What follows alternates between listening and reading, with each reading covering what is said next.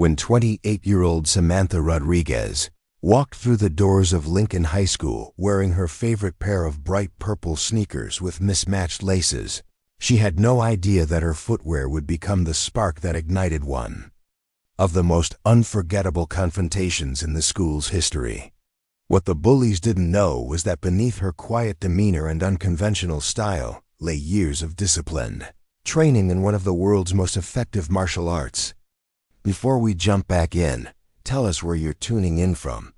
And if this story touches you, make sure you're subscribed because tomorrow I've saved something extra special for you.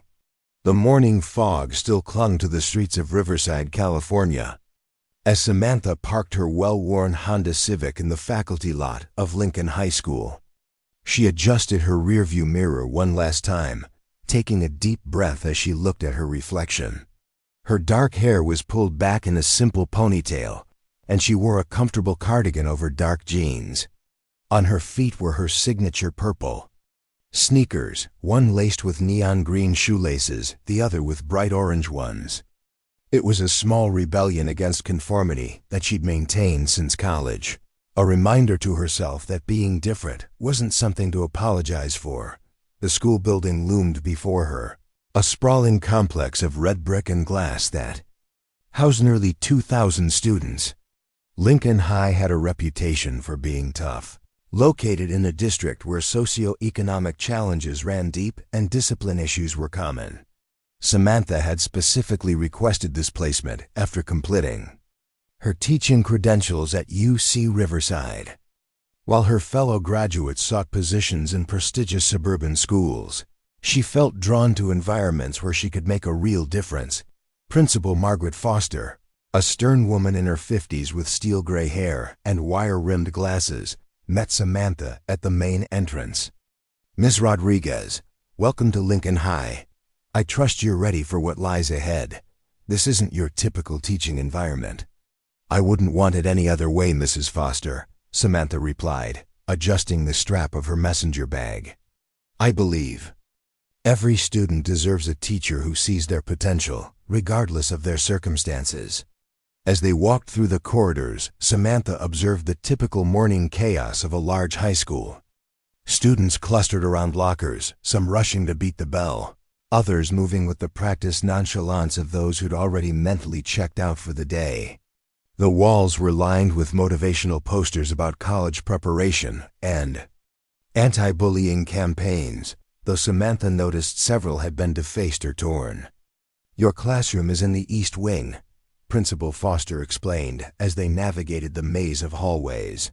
"You'll be teaching 9th and 10th grade English, with one advanced placement class for seniors." The previous teacher, Mr. Henderson, left mid-semester after.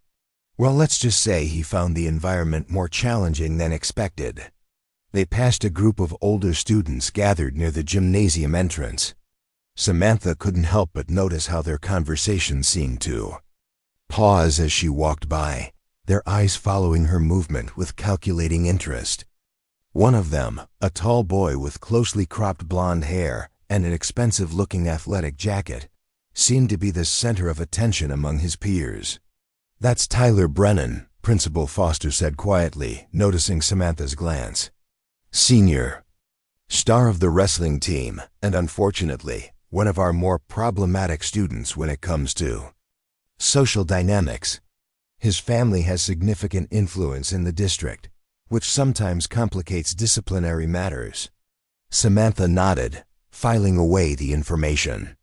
In her experience, students who acted out often did so for reasons that ran deeper than simple troublemaking.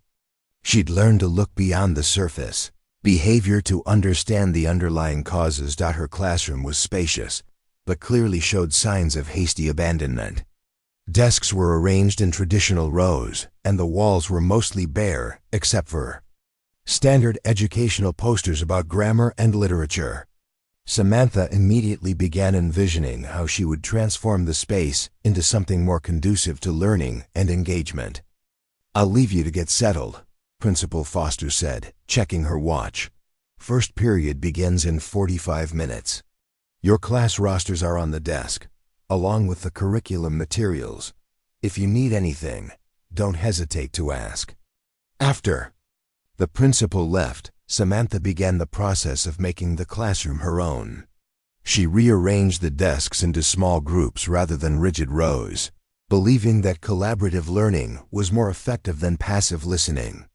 From her bag, she pulled out several personal items she'd brought to make the space feel more welcoming. A small plant for her desk, a few colorful throw pillows for the reading corner she planned to create, and a collection of contemporary young adult novels to supplement the standard curriculum. As she worked, she could hear students beginning to arrive for the day. The hallways grew louder with conversation, laughter, and the occasional sound of locker doors slamming. Through her classroom window, she could see the parking lot filled with cars, buses, and students walking from the nearby neighborhoods. The first bell rang, signaling 10 minutes until the first period. Samantha straightened her cardigan and took her position near the door, greeting students as they entered. Her first class was 9th grade English, and she watched as 15 teenagers filed in with varying degrees of enthusiasm and skepticism. "Good morning, everyone," she said once the final bell had rung. "I'm Ms. Rodriguez, and I'm excited to be your new English teacher. I know it can be unsettling to have a change in the middle of the semester, but I hope we can make this transition as smooth as possible." She noticed several students glancing at her shoes, some whispering to their neighbors. One girl in the front row, a petite brunette with paint-stained fingers, seemed genuinely curious rather than judgmental. "Before we dive into literature, I'd like to know a bit about all of you. What's one book, movie, or story that has stuck with you, and why?" Samantha asked, perching on the edge of her desk rather than standing formally behind it. The responses were mixed. Some students engaged readily, sharing their thoughts about everything from Harry Potter to Marvel movies. Others remained silent, arms crossed, clearly testing whether this new teacher would force participation or respect their boundaries. The morning classes proceeded smoothly, with Samantha gradually getting a feel for the school's rhythm and her students' personalities. She found that her approach of treating students as individuals, rather than problems to be managed, was already beginning to pay dividends. Several students who had initially seemed disengaged began participating more actively when they realized she was genuinely interested in their perspectives. It was during lunch period that Samantha encountered her first real challenge. She was walking toward the faculty lounge when she heard raised voices from around the corner near the main staircase. Instinctively, she quickened her pace and found herself witnessing a scene that was all too familiar in schools across the country. Tyler, Brennan, and 3 of his friends had cornered a smaller sophomore boy named Marcus Chun against a bank of lockers. Marcus was clutching his backpack to his chest like a shield, his face flushed with embarrassment and fear.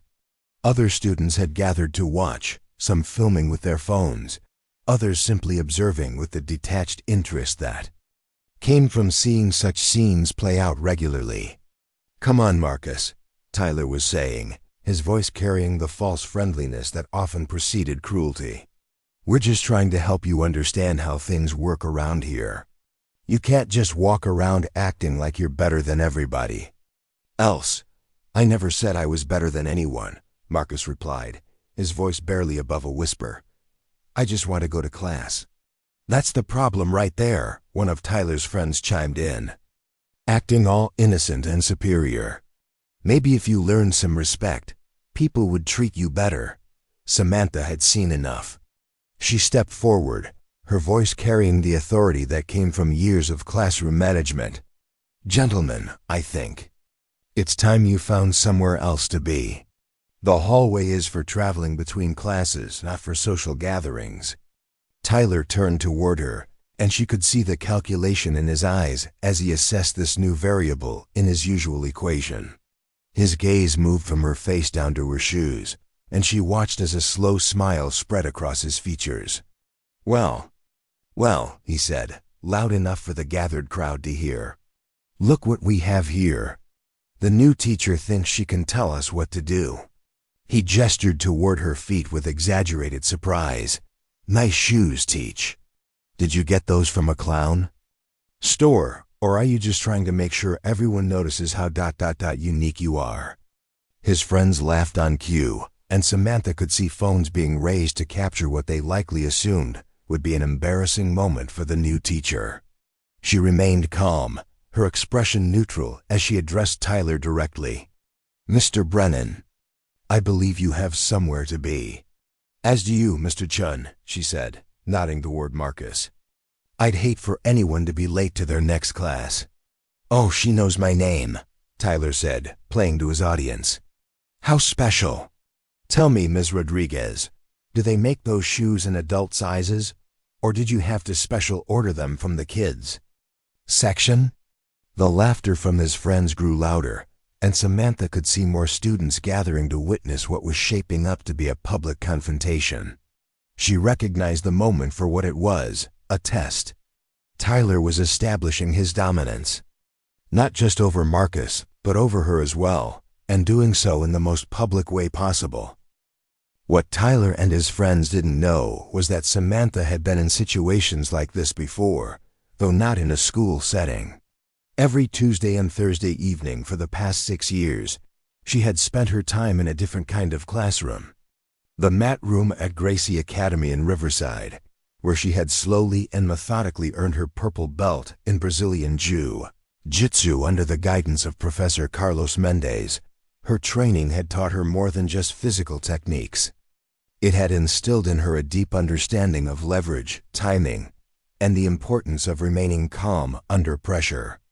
More importantly, it had given her confidence in her ability to handle herself in challenging situations, whether they involved physical confrontation or psychological intimidation.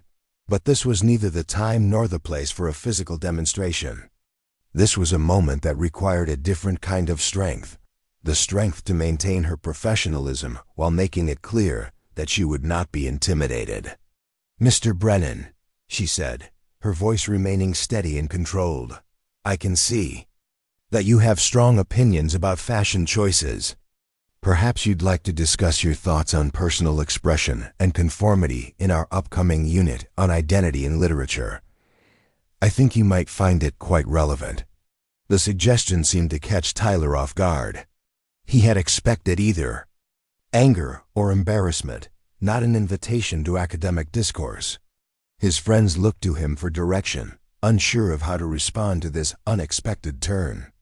Preparing and narrating this story took us a lot of time, so if you are enjoying it, subscribe to our channel. It means a lot to us. Now back to the story. Whatever, Tyler finally said, though his tone lacked the confidence it had held moments before. Come on, guys, let's not waste our time on fashion disasters. As the group began to disperse, Tyler paused and looked back at Samantha. You know, Teach, this school has a way of humbling people who think they're different. You might want to remember that. I'll keep that in mind, Samantha replied evenly. Just as I hope you'll remember that different doesn't mean wrong. After Tyler and his friends left, Samantha helped Marcus gather his scattered books and walked with him toward his next class. The young man was clearly shaken by the encounter, but also seemed surprised by her intervention. Thanks, Ms. Rodriguez, he said quietly. You didn't have to do that. Yes, I did, she replied. Everyone deserves to feel safe at school. That includes you, and it includes every other student here. As they walked, Marcus glanced down at her. Shoes. For what it's worth, I think they're cool. My little sister has a pair just like them, Samantha smiled.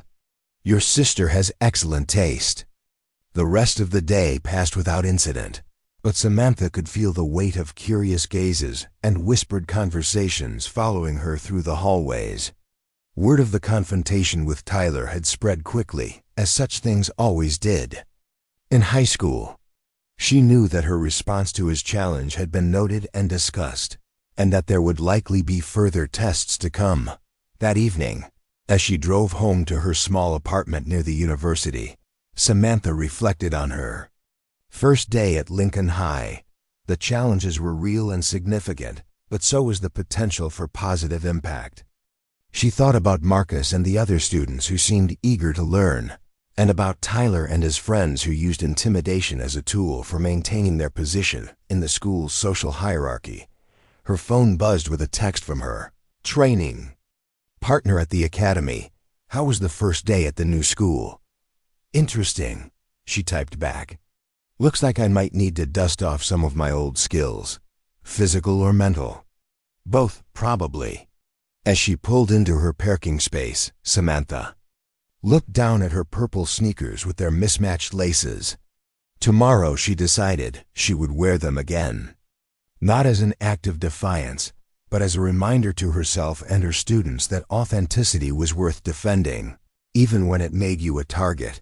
She had no way of knowing that Tyler Brennan was at that very moment planning a much more public and humiliating confrontation, one that he believed would establish once and for all that Lincoln High belonged to students like him, not to teachers who thought they could change the established order with their colorful shoes and idealistic attitudes. The stage was set for a confrontation that would test everything Samantha had learned both in the classroom and on the mat, and would ultimately reveal truths about strength, respect, and courage that neither she nor her students had expected to discover. The next morning brought an unusual energy to Lincoln High School. Word of the previous day's hallway encounter had spread through social media overnight, with various versions of the story circulating among students. Some painted Samantha as a brave defender standing up to bullies, while others portrayed her as an outsider who didn't understand the school's unspoken rules. Tyler Brennan arrived at school earlier than usual, his mind already working on what he considered his masterpiece of public humiliation. He gathered his core group in the parking lot before first bell. Jake Morrison, a linebacker on the football team with a reputation for mindless aggression. Danny Walsh, whose wealthy parents had bought him out of trouble more times than anyone could count. And Kevin Torres, Tyler's lieutenant who craved approval and would do anything to maintain his position in the hierarchy. Listen up, Tyler said, pulling out his phone to show them a video he'd recorded the night before. I've got the perfect plan to put this new teacher in her place. Everyone's going to see exactly what happens when someone tries to challenge how things work around here. The video showed Tyler practicing what appeared to be a choreographed routine, complete with theatrical gestures and mock-in commentary about teachers who thought they were special. His friends watched with the kind of enthusiasm that came from knowing they were about to be part of something that would be talked about for months. Meanwhile, Samantha was having her own morning preparation ritual, though of a very different nature. She had woken up at 5:30 for her usual morning workout, a combination of yoga for flexibility and bodyweight exercises for strength. The routine had been part of her life since she started training at Gracie Academy, where Professor Mendez emphasized that physical conditioning was only one aspect of martial arts development. As she moved through her stretches, Samantha's mind wandered to her upcoming classes and the students she was still getting to know. There was Ashley Bennett, the quiet girl with paint-stained fingers who had shown genuine interest in creative writing exercises. David Kim, whose analytical mind made him excellent at dissecting literary themes, but who seemed to struggle with peer relationships. And of course, Marcus Chun, who had thanked her again via email for intervening the previous day. Her phone rang as she was finishing her workout. The caller ID showed Professor Mendez from the academy. Samantha, good morning. I heard from Maria that you started at a new school yesterday. How are things going? Professor Mendez had been more than just an instructor to Samantha over the years. The 60-year-old Brazilian native had immigrated to California in the 1990s and built his academy on the principles of respect, discipline, and using strength to protect rather than intimidate. He had a talent for reading people and often seemed to know when his students needed guidance beyond technique instruction. It's challenging, Samantha admitted, walking out to her small balcony to catch the morning sun. There are some social dynamics I'm still figuring out. Nothing I can't handle, but it's going to require patience. Ah, the kind of challenge that tests more than just physical skills, Professor Mendez observed. Remember what we always say about jiu-jitsu. It's not about proving you're the strongest person in the room. It's about knowing you can handle whatever comes your way, which gives you the confidence to choose your battles wisely. After ending the call, Samantha selected her outfit for the day with deliberate care.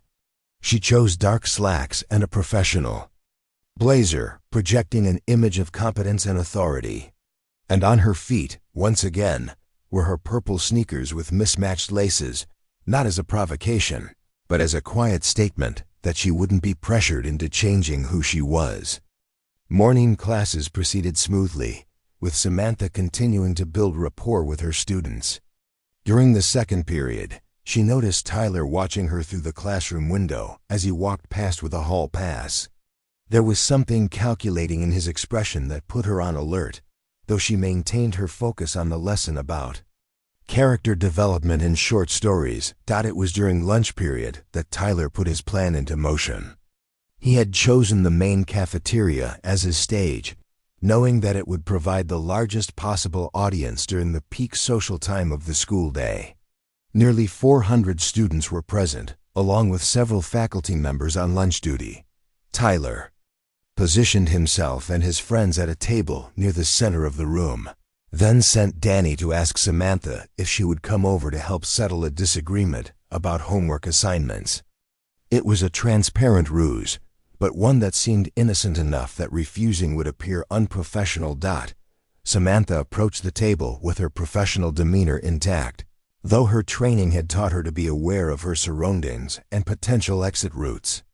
She noticed that conversations at nearby tables had grown quieter, and several students had their phones ready to record whatever was about to happen. "Ms. Rodriguez," Tyler said, standing up with exaggerated politeness. "Thanks for coming over. We were just having a discussion about personal expression and how it relates to professional environments. You know, like we talked about yesterday.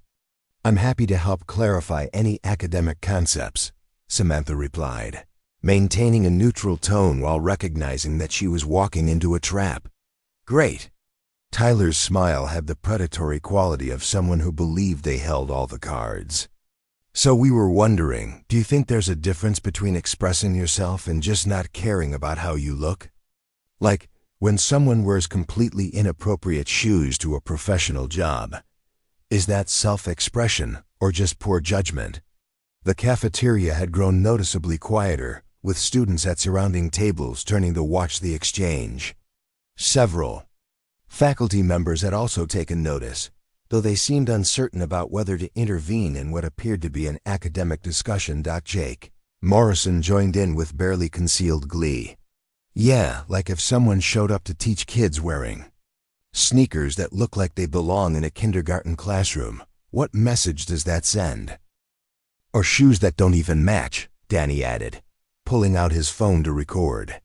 "I mean, how can students take someone seriously when they can't even dress like a grown-up?" Samantha felt the familiar calm that came over her during challenging moments on the training mat. Her breathing remained steady, her posture relaxed but ready. She recognized the psychological warfare for what it was, an attempt to provoke an emotional reaction that would make her appear unprofessional or weak. "Those are interesting questions about professional presentation," she said, her voice carrying clearly across the now silent cafeteria. "In literature, we often examine how authors use external details to reveal character traits. What do you think it says about a person's character when they focus on attacking someone's appearance rather than engaging with their ideas?" The question seemed to catch Tyler off guard, but he recovered quickly. "Oh, we're definitely engaging with ideas. The idea that maybe teachers should look like teachers instead of like..." He gestured dramatically at her feet. "Whatever that's supposed to be." Kevin Torres, eager to contribute to what he saw as Tyler's moment of triumph, stood up and pointed directly at Samantha's shoes. "Seriously, did you lose a bet or something?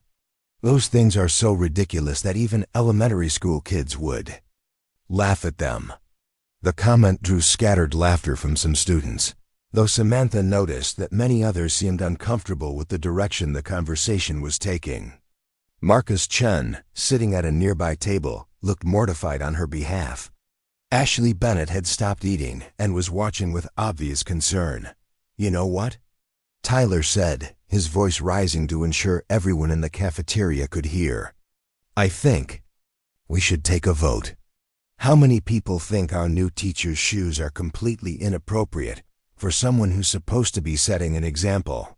Several of Tyler's friends and followers began to raise their hands, encouraging others to join them.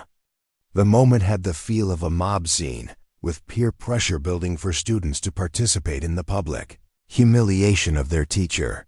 But Samantha had faced pressure before, the kind that came from skilled opponents trying to break her composure on the mat, and the quieter but equally challenging pressure of family members who had questioned her choice to pursue teaching instead of a more lucrative career. She had learned that true strength often meant standing firm in the face of opposition rather than fighting back immediately. "Mr. Brennan," she said, her voice cutting through the noise without being raised, "I appreciate your passion for academic discussion, but I think you might be confusing fashion criticism with literary analysis. If you'd like to continue this conversation about personal expression and character judgment, I'd be happy to schedule office hours where we can explore these themes through actual literature rather than personal attacks." The offer was clearly not what Tyler had expected. His plan had been to provoke either anger or humiliation, creating a moment that would be shared across social media as proof of his dominance. Instead, he found himself being invited to an academic discussion, which transformed his attack into something that made him look petty rather than powerful. "I don't need office hours to point out obvious problems," Tyler said, though some of the confidence had left his voice. "Anyone with eyes can see that you don't belong here."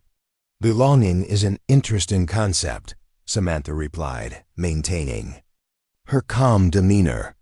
"In literature, we often see characters who are initially rejected by their communities, but who ultimately prove their worth through their actions rather than their appearance. I wonder what that suggests about the value of first impressions versus sustained character." The academic framing of her response was having an effect on the watching students. What had started as a potential viral moment of teacher humiliation was beginning to feel more like a classroom discussion where one participant was far more prepared than the other. Danny Walsh, sensing that Tyler's plan was losing momentum, decided to escalate. "Stop trying to turn this into some deep philosophical thing. The bottom line is that you look ridiculous, and everyone knows it. Maybe instead of lecturing us about literature, you should take some advice about how to dress like an adult. Or maybe," Jake Morrison added with a cruel grin, "you should go back to whatever clown college taught you that this was appropriate work attire." The personal attacks were becoming more vicious, and Samantha could see faculty members beginning to move toward their table. But she also sensed something else, a shift in the mood of the watching students.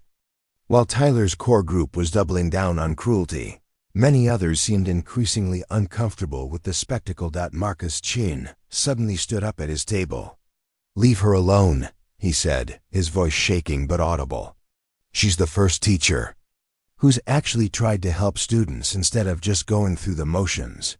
"Nobody asked you, Marcus," Tyler snapped, his attention momentarily diverted from Samantha. "Maybe you should worry about your own problems instead of defending teachers who can't defend themselves." It was exactly the wrong thing to say, and Samantha felt something shift inside her. The attack on her was one thing she could handle, personal criticism, and had expected it as part of establishing herself in a challenging environment. But watching Tyler turn his cruelty toward a student who had shown courage in speaking up triggered a different response entirely. The confrontation was about to enter a new phase, one where Samantha's years of training would prove far more relevant than anyone in that cafeteria could possibly imagine.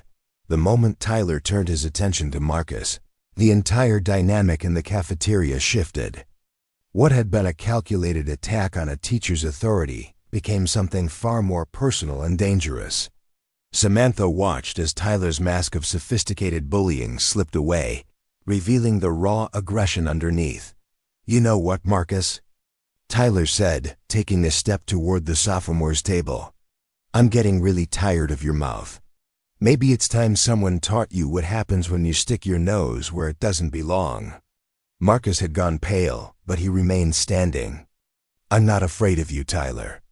"You should be," Jake Morrison said, cracking his knuckles in a gesture that had intimidated countless students over the years. Some lessons need to be taught the hard way. The cafeteria had reached that tipping point where teenage social dynamics could explode into something genuinely dangerous. Other students were pulling out phones, some to record, others to text friends about the brewing fight. The faculty members on duty were finally moving to intervene, but they were too far away to prevent what was about to happen. Samantha made a decision that would change everything. She stepped directly between Tyler and Marcus, her movement so smooth and confident that it caught everyone off guard. "Mr. Brennan," she said, her voice carrying an authority that seemed to come from somewhere deeper than her teaching credentials. "I think you've made your point about my shoes. Now it's time to walk away." Tyler's eyes narrowed. He was bigger than Samantha by at least 6 inches and 50 pounds, with the kind of athletic build that came from years of wrestling and weight training. The confrontation had drawn too much attention for him to back down without losing face, and his reputation for dominance was built on never showing weakness. "Get out of my way," he said, his voice low and threatening. "This has nothing to do with you anymore." "Actually, it has everything to do with me," Samantha replied, her posture relaxed but somehow more intimidating than Tyler's aggressive stance. "When you threaten my students, it becomes my responsibility to handle the situation." Danny Walsh pulled out his phone and started recording, sensing that this was about to become the kind of viral content that would make him famous on social media. "This is going to be epic," he whispered to Kevin Torres. "Tyler's about to destroy the new teacher." But something in Samantha's demeanor was beginning to register with the more observant students. Ashley Bennett, who had been taking art classes since middle school and had developed an eye for reading body language and spatial relationships, noticed that Samantha's feet were positioned in a way that suggested training. Her weight distribution was different from someone who was simply trying to look brave. "Lady, you have no idea what you're getting into," Tyler said, his confidence returning as he realized he had an audience of hundreds watching him face down a teacher. "Maybe where you come from, teachers can mouth off to students, but here we have a different way of handling things." "I'm sure you do," Samantha said calmly. "But I'm curious about something. You seem very confident in your ability to intimidate people. Have you ever actually had to back up all that talk?" The question hung in the air like a challenge. Tyler's wrestling background had made him the undisputed physical authority among his peers, but he had never actually been in a real fight. His reputation was built on the assumption that his size and athletic training would make him unbeatable. And he had never encountered anyone who didn't immediately back down when confronted with his physical presence. "Are you seriously challenging me right now?" Tyler asked, incredulous. "You're a teacher. You can't lay a hand on a student." "You're absolutely right," Samantha agreed. "I can't initiate physical contact with a student. But if a student becomes physically aggressive toward me or toward another student, I have both the right and the responsibility to defend myself and others using reasonable force." The legal precision of her language seemed to catch Tyler off guard. He had expected either cowering submission or unprofessional anger, not a calm explanation of the parameters within which she was operating. Kevin Torres, sensing his leader's hesitation, decided to force the issue. "Tyler, everyone's watching. You can't let her talk to you like that." The peer pressure was mounting, and Tyler felt trapped by his own reputation. He had built his identity around being the person who didn't back down, who couldn't be intimidated. The idea of walking away from a confrontation with a teacher, especially in front of the entire school, felt like social suicide. "You want to know if I can back up my talk?" Tyler said, his voice rising. "Let me show you exactly what happens to people who don't know their place." He took a step forward, raising his hand in what appeared to be preparation for a shove or a grab. It was the kind of aggressive gesture he had used countless times to establish dominance, and it had always worked because his targets were other teenagers who were either smaller than him or too intimidated to fight back. What happened next occurred so quickly that most of the watching students didn't fully understand it until they watched the recorded videos later in slow motion. As Tyler's hand moved toward her, Samantha's training took over. 6 years of Brazilian Jiu Jitsu had developed her reflexes to the point where certain responses had become automatic. When she saw Tyler's arm extending, her body reacted with movements that had been drilled thousands of times on the mat at Gracie Academy. She sidestepped Tyler's reach with fluid precision, simultaneously catching his extended arm with both hands. Using his forward momentum against him, she applied a basic but effective arm drag, redirecting his energy and pulling him off balance. Tyler found himself suddenly stumbling forward, his intended target no longer where he expected her to be. But Samantha wasn't finished. As Tyler struggled to regain his balance, she maintained control of his arm while moving to his side. Her positioning was textbook perfect, the kind of technique that Professor Mendez had made her practice until it became second nature. "Mr. Brennan," she said, her voice still calm despite the fact that she was now controlling a young man who outweighed her significantly. "I think this would be a good time for you to reconsider your approach." Tyler was experiencing something completely foreign to him, the realization that his physical advantages meant nothing when facing someone who actually knew how to fight. He tried to pull away, but Samantha's grip on his arm was unbreakable, and every movement he made seemed to put him further off balance. The cafeteria had erupted in chaos. Students were shouting, phones were recording from every angle, and the faculty members were finally close enough to intervene.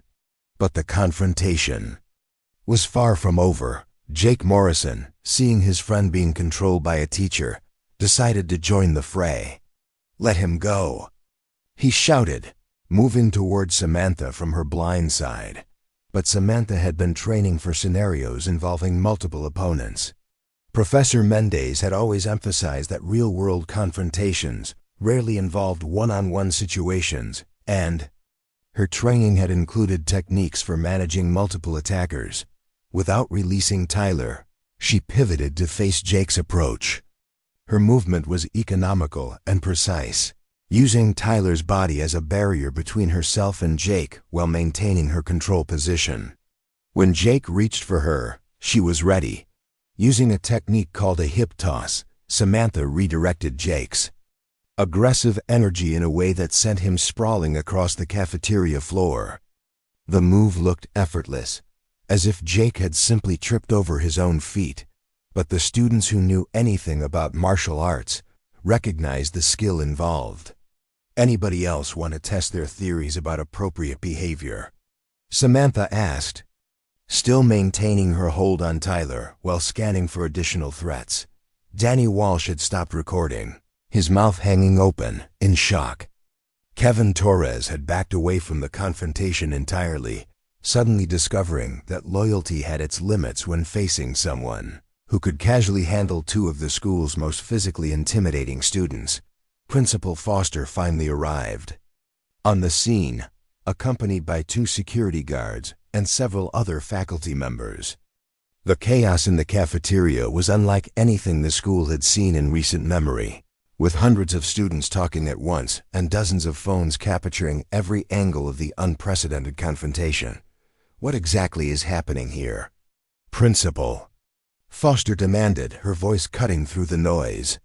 "I believe Mr. Brennan was attempting to demonstrate his theories about respect and authority," Samantha said, finally releasing Tyler's arm. Unfortunately, his practical application skills need some work. Tyler stumbled backward, his face flushed with embarrassment and confusion. In the span of 30 seconds, his entire social hierarchy had been turned upside down. The reputation he had spent years building was lying in ruins on the cafeteria floor, along with Jake Morrison's dignity. "She attacked us," Tyler said, his voice cracking with desperation. "We were just talking, and she got violent." But dozens of phone cameras had captured the entire encounter, and the evidence was clear.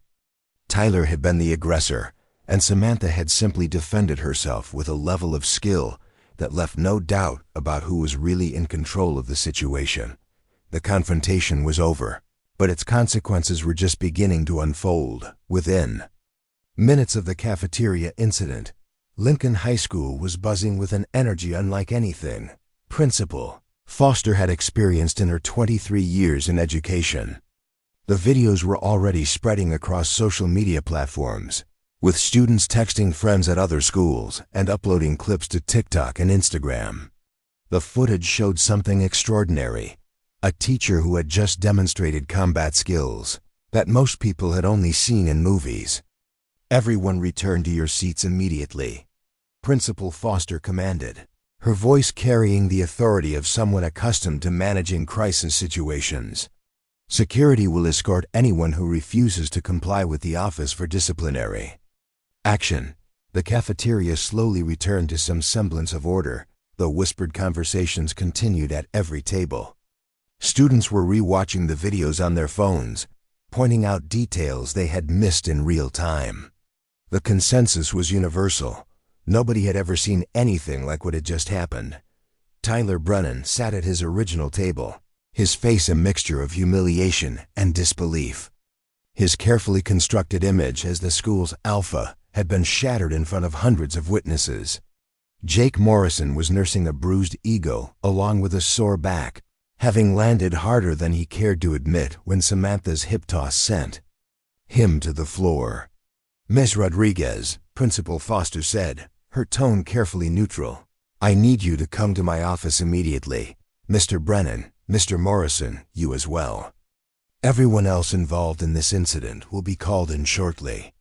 As they walked toward the administrative offices, Samantha could feel the weight of hundreds of stares following her movement.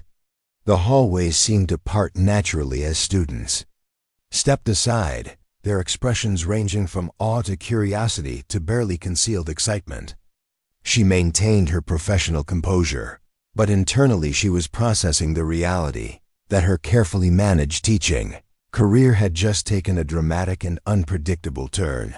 The principal's office felt cramped with all the participants present. Tyler and Jake sat on one side, still looking shell-shocked, while Samantha took a chair facing Principal Foster's desk. Two security guards remained standing near the door, though their presence seemed more procedural than necessary. At this point, "Before we begin," Principal Foster said, pulling up several video files on her computer, "I want everyone to understand that this conversation is being recorded and that anything said here may be used in disciplinary proceedings. Ms. Rodriguez, would you care to explain what happened in the cafeteria?" Samantha took a breath, organizing her thoughts. "Mr. Brennan and his friends initiated a verbal confrontation designed to humiliate me in front of the student body. When I attempted to de-escalate the situation, Mr. Brennan became physically aggressive. At that point, I used reasonable force to protect myself and prevent harm to other students." "Reasonable force?" Tyler interjected, his voice still shaky. "You threw us around like we were kids. Where did you even learn to do that?" "I have training in Brazilian Jiu Jitsu," Samantha replied simply. "I've been studying martial arts for 6 years under Professor Carlos Mendez at Gracie Academy in Riverside." Principal Foster's eyebrows rose. She had heard of Brazilian Jiu Jitsu, though she had always associated it with professional fighters and military training. The idea that one of her teachers possessed such skills was both impressive and concerning from a liability standpoint. "Ms. Rodriguez," she said carefully, This information wasn't included in your application materials. Were you required to disclose martial arts training to the district? There's no specific requirement to disclose personal fitness activities or hobbies, Samantha answered. My training is something I do for personal development and physical health. I never anticipated needing to use it in a professional context. Jake. Morrison, who had been silent until now, finally spoke up. She could have seriously hurt us. Teachers aren't supposed to fight students. Teachers are absolutely authorized to use reasonable force to protect themselves and other students from harm, Principal Foster corrected. The question is whether Ms. Rodriguez's response was proportional to the threat she faced. She turned her computer screen so everyone could see the video footage that had been uploaded to the school's anonymous tip line. The recording showed the entire incident from multiple angles, captured by at least a dozen different phones. Let's review what actually happened, Principal Foster said, starting the first video. Mr. Brennan, I want you to watch this carefully and tell me if you see anything different from what you remember. The footage was damning for Tyler's version of events. It clearly showed him initiating the verbal assault, escalating the confrontation, and ultimately making the first physical move toward Samantha. Her response, while impressively effective, was clearly defensive in nature. I can see that you moved toward Ms. Rodriguez with your hand raised, Principal Foster observed. What were your intentions at that moment? Tyler shifted uncomfortably. In his chair, I wasn't going to hurt her. I was just trying to make a point. By physically intimidating a teacher? Principal Foster's tone had grown considerably colder.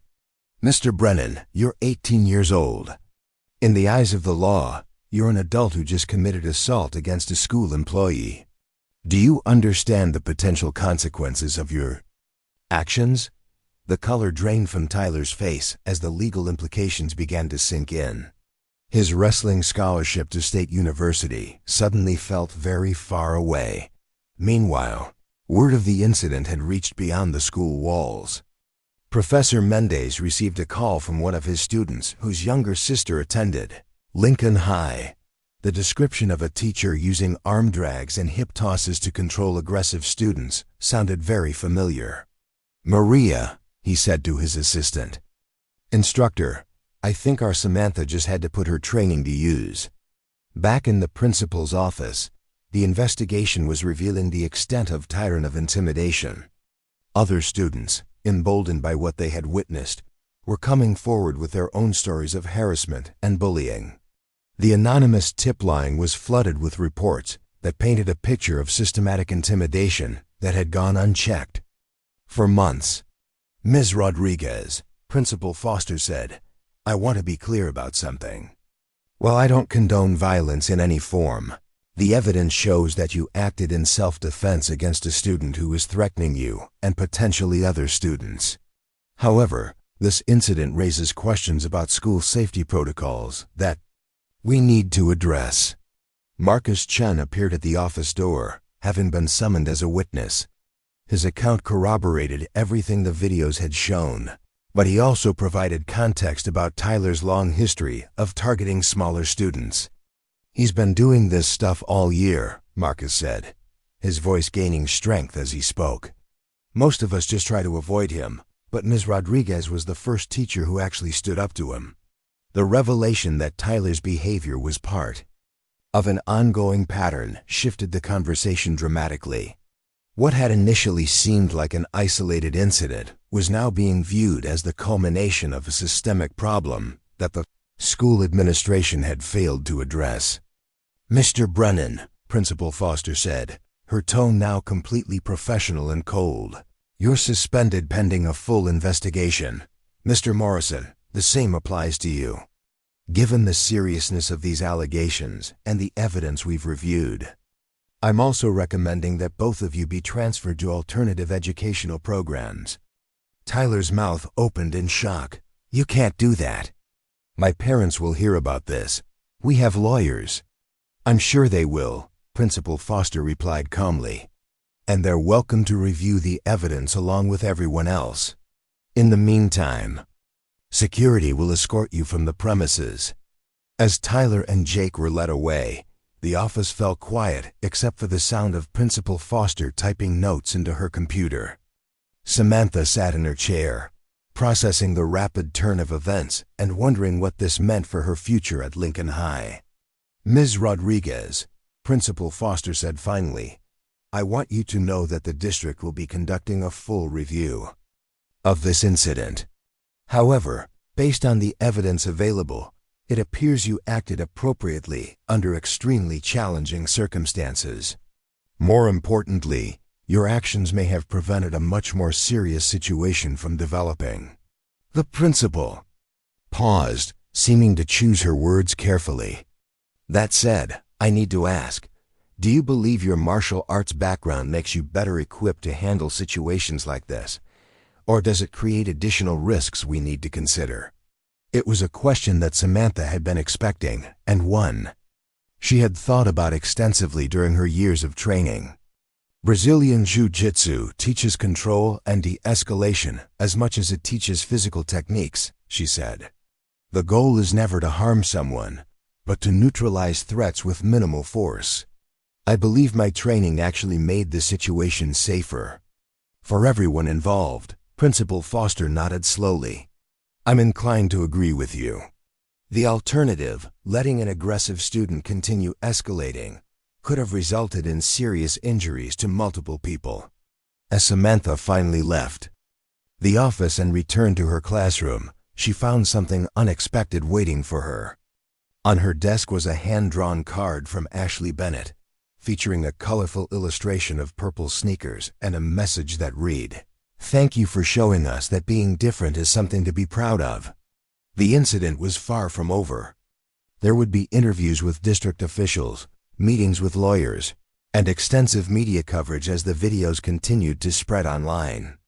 But for the first time since arriving at Lincoln High, Samantha felt like she had truly found her place in the school community.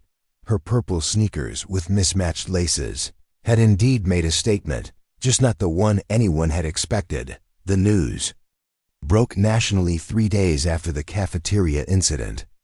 A local news reporter had obtained the viral videos and crafted a segment titled, "Teacher Uses Martial Arts to Stop School Bullies," which was picked up by major networks within hours.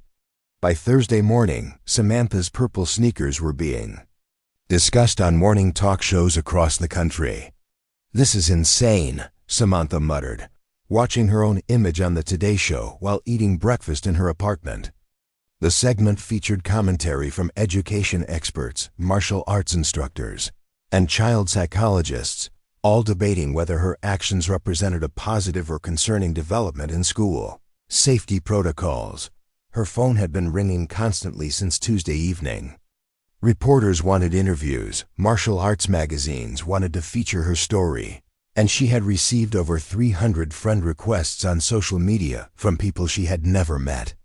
Most surprisingly, she had gotten a personal call from Professor Renzo Gracie himself, the legendary Brazilian Jiu Jitsu master, congratulating her on representing the art with dignity and control.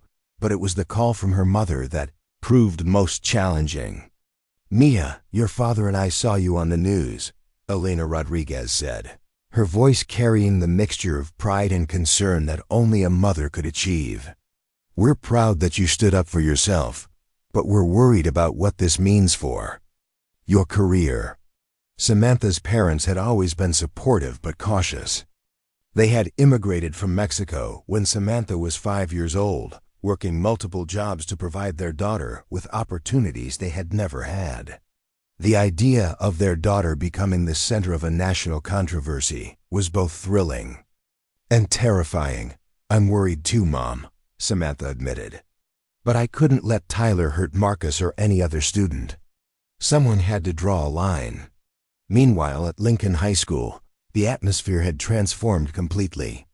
Students who had previously avoided eye contact with teachers were now approaching Samantha in the hallways to share their own stories of intimidation and harassment. The incident had opened floodgates that revealed years of suppressed incidents. During her third period class, David Kim raised his hand with an unusual urgency. Ms. Rodriguez, can I ask you something about what happened? Of course, David. What's on your mind?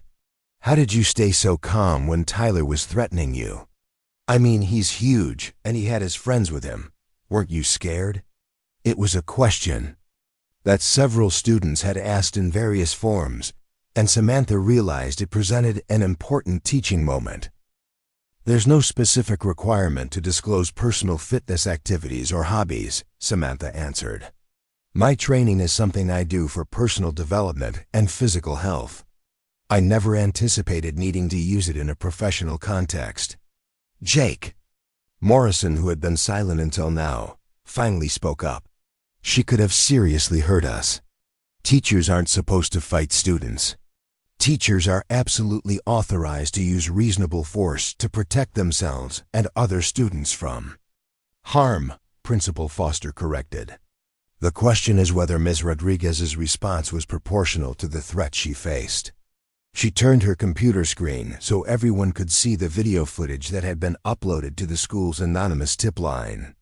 The recording showed the entire incident from multiple angles, captured by at least a dozen different phones. Let's review what actually happened, Principal Foster said, starting the first video. Mr. Brennan, I want you to watch this carefully and tell me if you see anything different from what you remember. The footage was damning for Tyler's version of events. It clearly showed him initiating the verbal assault, escalating the confrontation, and ultimately making the first physical move toward Samantha. Her response, while impressively effective, was clearly defensive in nature. I can see that you moved toward Miss Rodriguez with your hand raised, Principal Foster observed. What were your intentions at that moment? Tyler shifted uncomfortably. In his chair, I wasn't going to hurt her. I was just trying to make a point. By physically intimidating a teacher? Principal Foster's tone had grown considerably colder. Mr. Brennan, you're 18 years old. In the eyes of the law, you're an adult who just committed assault against a school employee. Do you understand the potential consequences of your actions? The color drained from Tyler's face as the legal implications began to sink in. His wrestling scholarship to State University suddenly felt very far away. Meanwhile, word of the incident had reached beyond the school walls. Professor Mendez received a call from one of his students whose younger sister attended Lincoln High.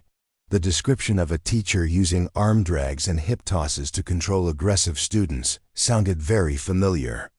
Maria, he said to his assistant.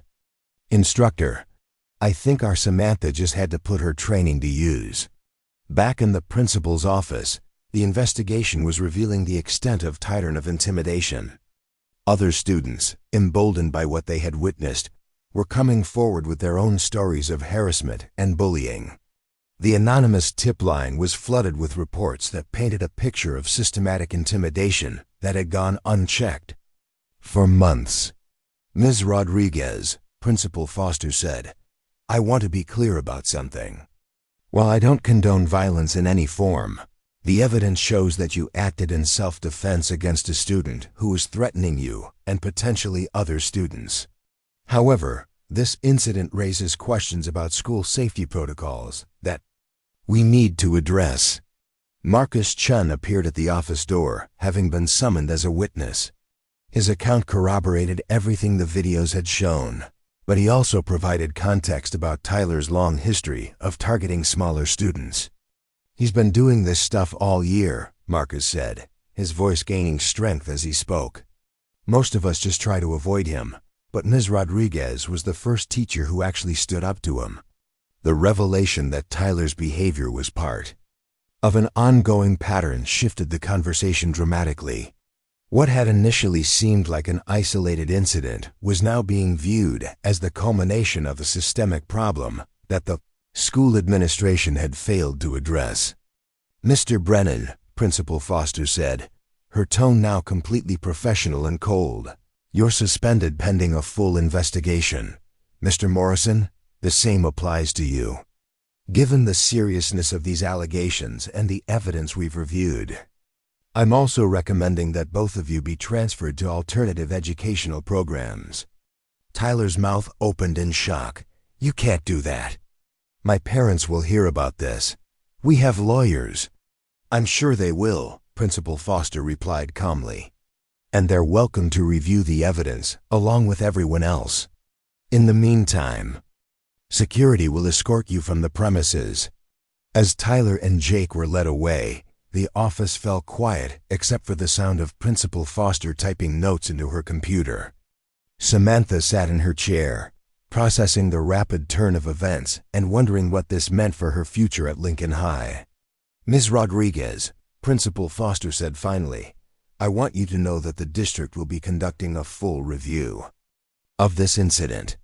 However, based on the evidence available, it appears you acted appropriately under extremely challenging circumstances. More importantly, your actions may have prevented a much more serious situation from developing. The principal paused, seeming to choose her words carefully. That said, I need to ask, do you believe your martial arts background makes you better equipped to handle situations like this? Or does it create additional risks we need to consider? It was a question that Samantha had been expecting, and one she had thought about extensively during her years of training. Brazilian Jiu Jitsu teaches control and de-escalation as much as it teaches physical techniques, she said. The goal is never to harm someone, but to neutralize threats with minimal force. I believe my training actually made the situation safer. For everyone involved, Principal Foster nodded slowly. I'm inclined to agree with you. The alternative, letting an aggressive student continue escalating, could have resulted in serious injuries to multiple people. As Samantha finally left the office and returned to her classroom, she found something unexpected waiting for her. On her desk was a hand-drawn card from Ashley Bennett, featuring a colorful illustration of purple sneakers and a message that read, "Thank you for showing us that being different is something to be proud of." The incident was far from over. There would be interviews with district officials, meetings with lawyers, and extensive media coverage as the videos continued to spread online. But for the first time since arriving at Lincoln High, Samantha felt like she had truly found her place in the school community. Her purple sneakers with mismatched laces had indeed made a statement, just not the one anyone had expected. The news broke nationally 3 days after the cafeteria incident. A local news reporter had obtained the viral videos and crafted a segment titled, "Teacher Uses Martial Arts to Stop School Bullies," which was picked up by major networks within hours. By Thursday morning, Samantha's purple sneakers were being discussed on morning talk shows across the country. "This is insane," Samantha muttered, watching her own image on the Today Show while eating breakfast in her apartment. The segment featured commentary from education experts, martial arts instructors, and child psychologists, all debating whether her actions represented a positive or concerning development in school. Safety protocols. Her phone had been ringing constantly since Tuesday evening. Reporters wanted interviews, martial arts magazines wanted to feature her story, and she had received over 300 friend requests on social media from people she had never met. Most surprisingly, she had gotten a personal call from Professor Renzo Gracie himself, the legendary Brazilian Jiu Jitsu master, congratulating her on representing the art with dignity and control. But it was the call from her mother that proved most challenging. "Mia, your father and I saw you on the news," Elena Rodriguez said, her voice carrying the mixture of pride and concern that only a mother could achieve. "We're proud that you stood up for yourself, but we're worried about what this means for your career." Samantha's parents had always been supportive but cautious. They had immigrated from Mexico when Samantha was 5 years old, working multiple jobs to provide their daughter with opportunities they had never had. The idea of their daughter becoming the center of a national controversy was both thrilling and terrifying. "I'm worried too, Mom," Samantha admitted. "But I couldn't let Tyler hurt Marcus or any other student." Someone had to draw a line. Meanwhile, at Lincoln High School, The atmosphere had transformed completely. Students who had previously avoided eye contact with teachers were now approaching Samantha in the hallways to share their own stories of intimidation and harassment. The incident had opened floodgates that revealed years of suppressed incidents. During her third period class, David Kim raised his hand with an unusual urgency. "Miss Rodriguez, can I ask you something about what happened?" "Of course, David. What's on your mind? How did you stay so calm when Tyler was threatening you? I mean, he's huge, and he had his friends with him. Weren't you scared?" It was a question that several students had asked in various forms, and Samantha realized it presented an important teaching moment. The most remarkable aspect of Lincoln's transformation, Dr. Chun observed, is that it demonstrates how one person's authentic response to injustice can catalyze systemic change. But that change only became lasting because the entire community chose to embrace new values. Principal Foster, who had been promoted to district administrator, partly based on her handling of the incident and subsequent reforms, took the stage to introduce Samantha. The two women had developed a strong professional relationship, working together to develop policies that other schools were now adopting nationwide. 6 months ago, our school was facing a crisis that many educational institutions struggle with. Silently, Principal Foster said, "We had allowed a culture of intimidation to take root, and it was affecting every aspect of our learning environment. Today, we celebrate not just the courage of one teacher, but the collective decision of our entire community to demand better." Samantha approached the podium with the same calm confidence she had displayed in the cafeteria that day. The audience, which included reporters from several news outlets and education officials from across California, fell silent as she began to speak. "When I first walked into Lincoln High wearing these shoes," she said, gesturing toward her feet, "I had no idea they would become part of a national conversation about authenticity and courage. But looking back, I realized that the real lesson wasn't about martial arts or standing up to bullies. It was about the power of community." She paused, looking out at the diverse audience of students, parents, and educators. The incident in the cafeteria lasted less than a minute, but the transformation that followed has taken months of hard work from everyone in this room. Students like Marcus who found their voices, teachers who redesigned their approaches, administrators who changed policies, and yes, even students like Tyler who had the courage to acknowledge their mistakes and grow from them. In the audience, Professor Mendez sat with several of his students from Gracie Academy, including Maria Santos, who had recently earned her blue belt. The academy had received dozens of inquiries from educators wanting to learn de-escalation techniques, leading to the creation of a special program for teachers and school staff. "Brazilian Jiu Jitsu taught me that real strength isn't about dominating others," Samantha continued. "It's about having the confidence to protect what matters while maintaining control and composure. But this community taught me something even more important, that lasting change happens when people support each other in becoming their best selves." David Kim, now a confident sophomore who had started a debate club, raised his hand during the cue and a session that followed. "Ms. Rodriguez, what would you tell other teachers who might face similar situations?" "I would tell them that preparation matters, but so does authenticity," Samantha replied. "Don't try to be someone you're not in order to fit in or avoid conflict. The students need to see that you're a real person with your own strengths and vulnerabilities. And remember that you're never alone. There's always a community of support if you're willing to reach out for it." Jake Morrison, who had completed his suspension and returned to school with a dramatically changed attitude, asked the next question. "What would you say to students who are dealing with bullies now?" Tyler Brennan shifted uncomfortably in his seat as his former friend asked the question. The two had not spoken since the incident, though Tyler had written letters of apology to Jake and many others as part of his restorative justice process. "I would tell them that they have more power than they realize," Samantha answered. "Not physical power necessarily, but the power to choose how they respond to difficult situations. Seek help from trusted adults, build connections with allies, and remember that bullying behavior usually comes from someone who is struggling with their own problems. During the break between sessions, something unexpected happened. Tyler approached Marcus near the refreshment table, his movements hesitant and uncertain. "Marcus," Tyler said quietly, "I know I don't have the right to ask for forgiveness, and I'm not expecting it. But I wanted you to know that what you did that day, standing up for Ms. Rodriguez, made me realize how wrong I was about everything." Marcus studied Tyler's face, seeing genuine remorse rather than the calculating manipulation he remembered.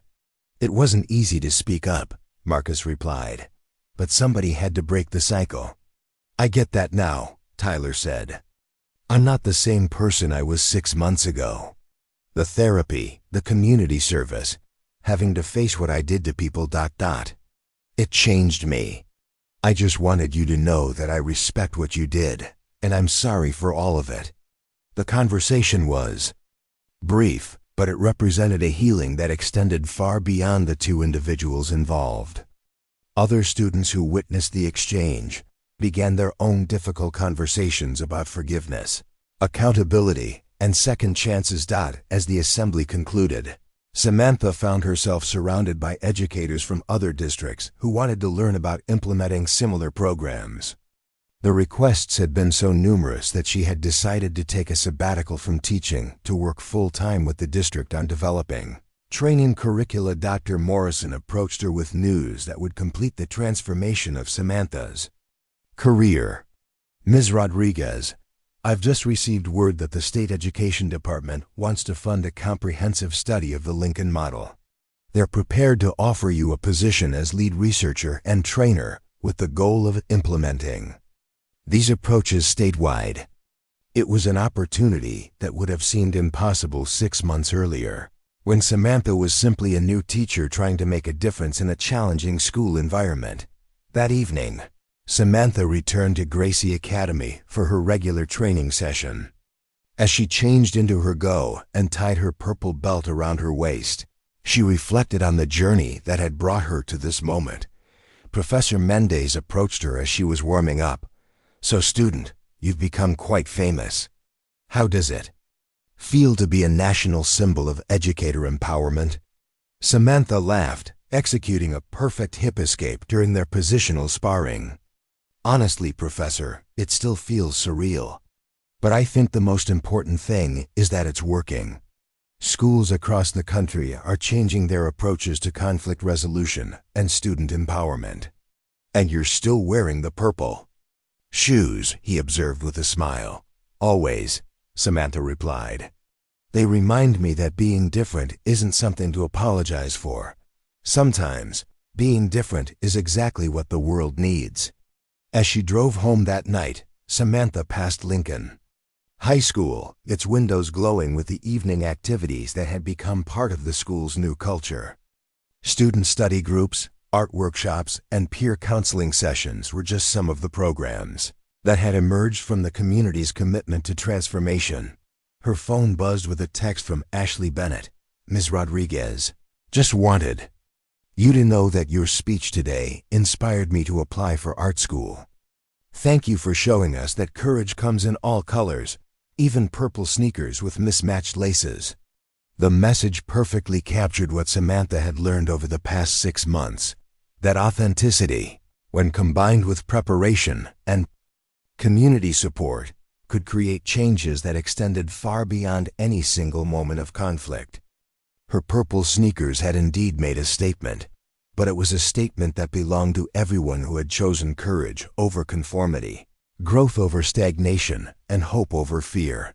The transformation of Lincoln High School was complete, but its influence was just beginning to spread across classrooms, communities, and conversations nationwide. Sometimes, the most powerful revolutions began with the simplest decisions to remain true to yourself, no matter who was watching. 2 years later, the documentary Purple Sneakers, A Revolution in Education, premiered at the Sundance Film Festival.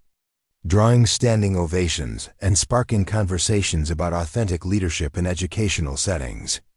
The film followed Samantha's journey from that first day at Lincoln High to her current role as Director of Student Empowerment for the California State Education Department. But the real story wasn't being told in movie theaters, it was unfolding in hundreds of classrooms across the nation where educators had embraced what became known as the Lincoln Principles: authenticity over conformity, courage over compliance, and community over competition.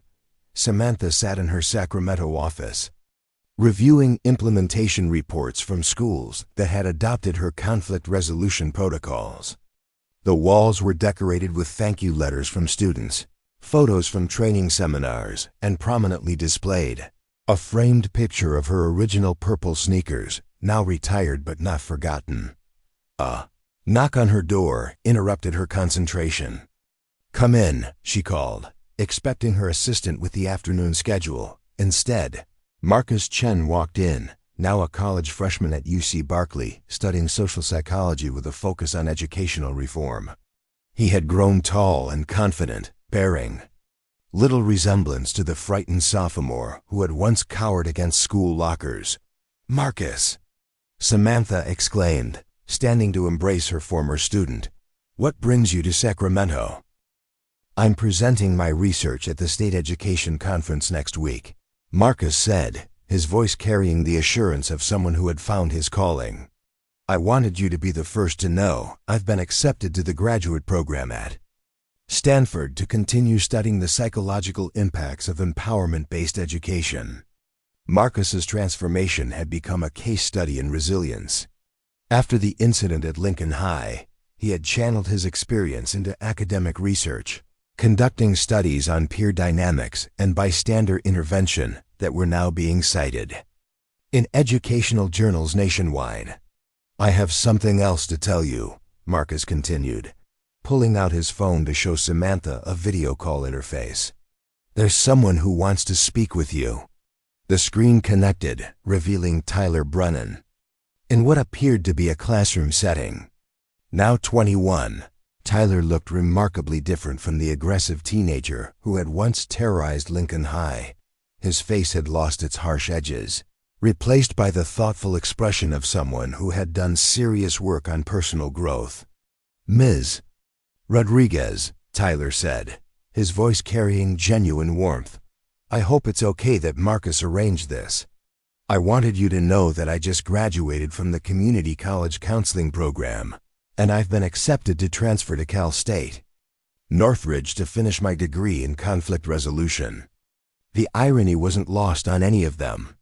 The former bully was now dedicating his life to helping others navigate the same destructive patterns he had once embodied.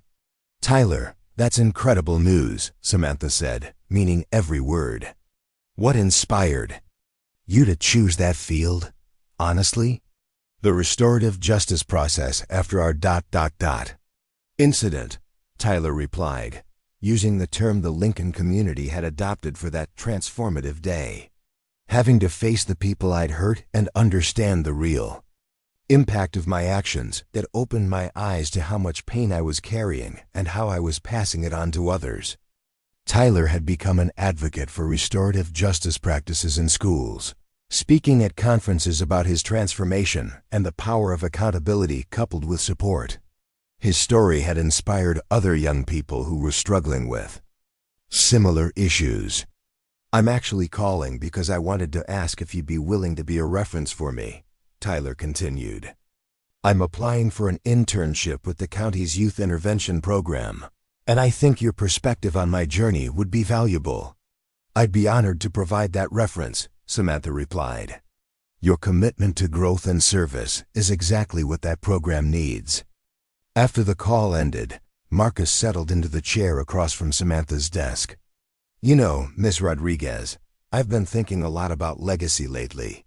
My research shows that single moments of courage can create what psychologists call cascade effects, where one person's actions inspire others to act, and those actions inspire others, creating exponential change.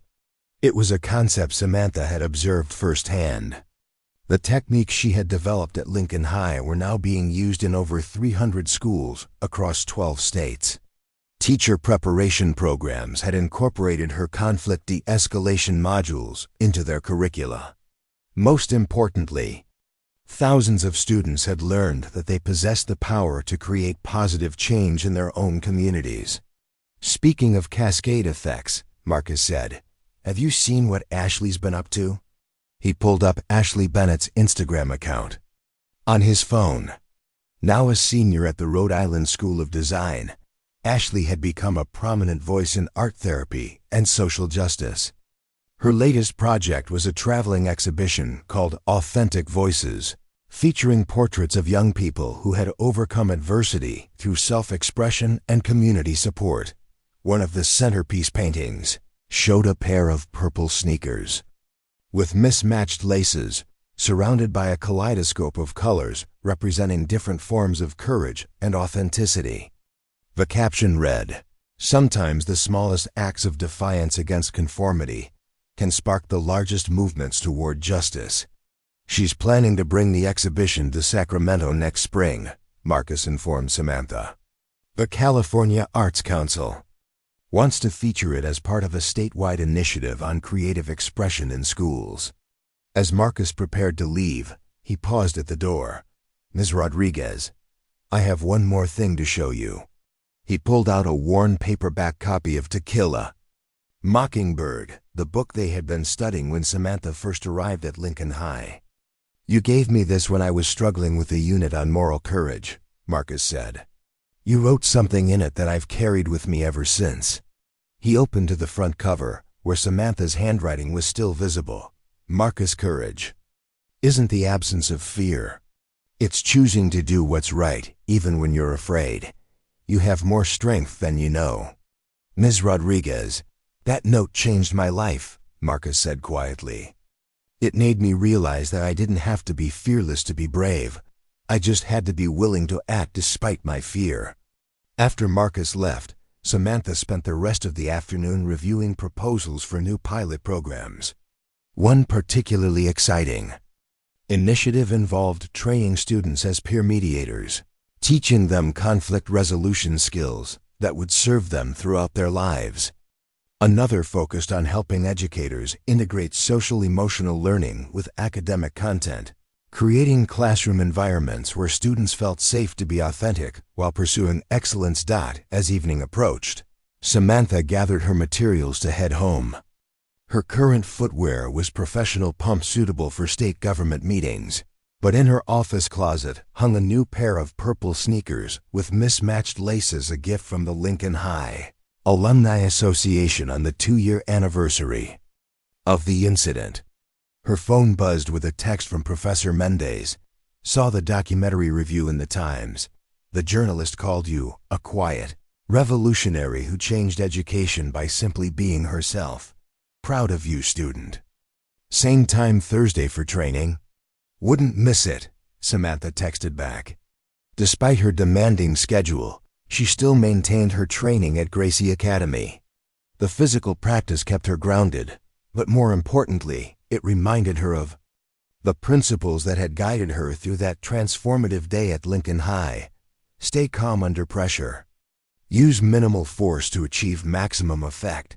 And never forget that true strength comes from protecting others, not dominating them. That evening, as Samantha drove through Sacramento, she passed a high school where the parking lot was filled with cars for a community meeting about implementing the Lincoln principles. Through the windows, she could see parents, teachers, and students engaged in the kind of collaborative planning that had become the hallmark of schools embracing empowerment-based approaches. Her phone rang as she pulled into her driveway. The caller ID showed an international number. "Ms. Rodriguez, this is Dr. Elena Vasquez from the Universidad de Barcelona. I'm calling because we're developing a teacher training program based on your work, and we'd like to invite you to serve as a consultant for our European implementation." The invitation represented yet another expansion of the principles that had emerged from a simple decision to wear purple sneakers with mismatched laces to a new teaching job. The work was spreading globally, with educators in over 20 countries adapting the Lincoln model to their own cultural contexts. "I'd be very interested in discussing that opportunity," Samantha replied. "Could you send me more details about your program?" As she hung up the phone and walked toward her front door, Samantha reflected on the unexpected journey that had brought her to this point. What had started as a confrontation with a school bully had evolved into a movement that was changing how educators approached their work and how students understood their own potential. The documentary had captured many of the dramatic moments: the cafeteria confrontation, the media attention, the policy changes, but it couldn't fully convey the quieter transformations that had occurred in individual lives. Students who had found their voices, teachers who had rediscovered their passion for education, and communities that had learned to value authenticity over conformity. Inside her apartment, Samantha kicked off her professional shoes and put on a comfortable pair of slippers. But before settling in for the evening, she walked to her closet and looked at the original purple sneakers, now preserved in a place of honor. They served as a daily reminder that the most important revolutions often began with the smallest acts of authentic self-expression.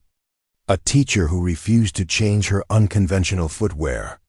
A student who found the courage to speak up for what was right. A community that decided to embrace change rather than resist it. Tomorrow would bring new challenges, new opportunities to support educators and empower students.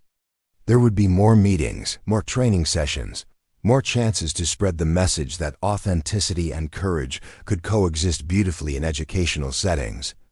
But tonight, Samantha was content to know that somewhere, in classrooms across the globe, teachers were choosing to be themselves, students were finding their voices, and communities were discovering that the most powerful changes often came from the most unexpected sources. The purple sneakers with mismatched laces had indeed made their statement, and that statement would continue echoing in schools, communities, and hearts for generations to come. Up next, you've got two more standout stories right on your screen. If this one hits the mark, you won't want to pass these up. Just click and check them out. And don't forget to subscribe and turn on the notification bell so you don't miss any upload from us.